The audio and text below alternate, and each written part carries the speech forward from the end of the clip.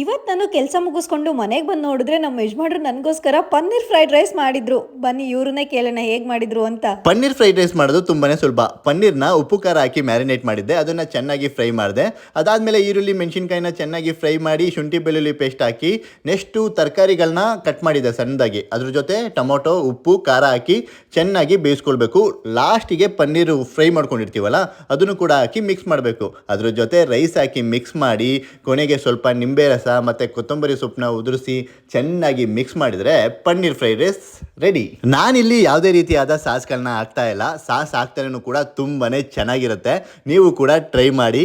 ಮತ್ತು ಹಾಗೆ ಸರ್ವ್ ಮಾಡಿದ್ರೆ ಹೇಗಿರುತ್ತೆ, ಸ್ವಲ್ಪ ಡೆಕೋರೇಷನ್ ಮಾಡೋಣ ಅಂತ ಒಂದು ಬೌಲಿಗೆ ರೈಸ್ ಹಾಕಿ ತಟ್ಟೆ ಮೇಲೆ ಹಾಕ್ತೆ. ನೋಡಿ ಈ ಥರ ಬರುತ್ತೆ. ಮೇಡಮ್ ಅವ್ರು ತಿಂದು ಹೇಗಿತ್ತು ಅಂತ ಹೇಳ್ತಾರೆ. ನೀವು ಮಾಡಿದ ಪನ್ನೀರ್ ಫ್ರೈಡ್ ರೈಸ್ ಅಂತೂ ತುಂಬಾನೇ ಚೆನ್ನಾಗಿ ಬಂದಿತ್ತು. ಜೀವನದಲ್ಲಿ ಸಾಲು ಸಾಲಾಗಿ ಸೋಲುಗಳನ್ನು ಮತ್ತು ಕಷ್ಟಗಳೇ ದೊರೆಯುತ್ತವೆ ಅಂತ ಭರವಸೆ ಕಳೆದುಕೊಳ್ಳಬೇಡಿ. ಏಕೆಂದರೆ ಸಾಲು ಸಾಲು ಸೋಲಿನ ಹಾದಿಗಳಲ್ಲೇ ಮುಂದಿನ ಸಾಲು ಸಾಲು ಗೆಲುವಿನ ಹಾದಿಗಳಿರುತ್ತವೆ. ಎಲ್ಲರ ದಿನ ಶುಭವಾಗಲಿ. ಎಲ್ಲರೂ ಖುಷಿಯಾಗಿರಿ.